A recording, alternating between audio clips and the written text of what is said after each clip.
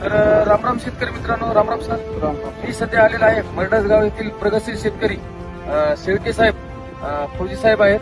ते त्यांच्या हळदीच्या प्लॉटमध्ये तर या प्लॉटला आपले 2 डोस झालेले आहेत साहेब. तर अगोदर तुमचा प्लॉट कसा होता आणि आज कसा आहे हे थोडक्यात आपलं शेतकऱ्याला सांगा, बाकीच्या इतर शेतकऱ्यांना. अगोदर प्लॉट एकदम झिरोच होता, करपा लागला होता आणि वाढ नव्हती, पांढऱ्या मुळ्या बिलकुलच नव्हत्या. आता तुम्ही पाहू शकता कशी वाढ झालेली, पांढऱ्या मुळ्या व्यवस्थित आहेत. आणि आपला औषध सोडण्याच्या अगोदर तुमचा खर्च किती झाला? खर्च माझा औषध सोडण्याच्या अगोदर 10,000च्या वर खर्च झाला होता. आणि आज तुम्हाला कसं वाटायला प्लॉट? आज खर्चाच्या मानानं बी आणि प्लॉट बी एकदम व्यवस्थित वाटते. कलर आणि हे पोंगे पानाची साईज बघा, पानाची साईज संपूर्ण प्लॉट व्यवस्थित आहे. असं दाखवा संपूर्ण. इकडे पण दाखवा, इकडे